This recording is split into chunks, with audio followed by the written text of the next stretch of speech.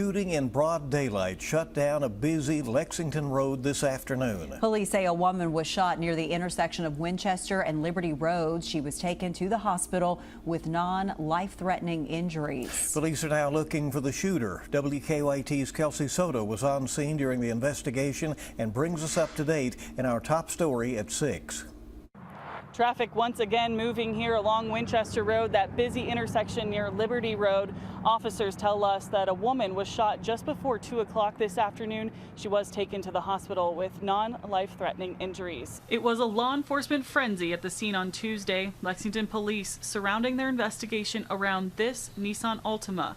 Our cameras captured at least one bullet hole in the driver's side door. This area, though, no stranger to gun violence. You might recognize in recent years we've covered several shootings near businesses along this stretch. There's even crime scene tapes still left on this door handle from previous incidents. It's not happening just now, but it's much greater in volume.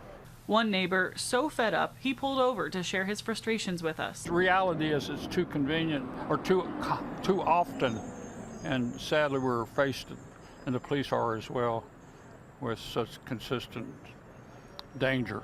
Detectives took photos of the scene and moved the car from the road. Winchester reopened about 2:30, but not before causing some major backup and delays. We did spot Lexington police helicopters flying overhead. Officers say that suspect fled the scene before they ever arrived. However, at this time they have not yet released a suspect description. In Lexington, Kelsey Soto, WKYT. And if you have any information regarding the shooting this afternoon, you're being asked to contact Bluegrass Crime Stoppers or Lexington Police.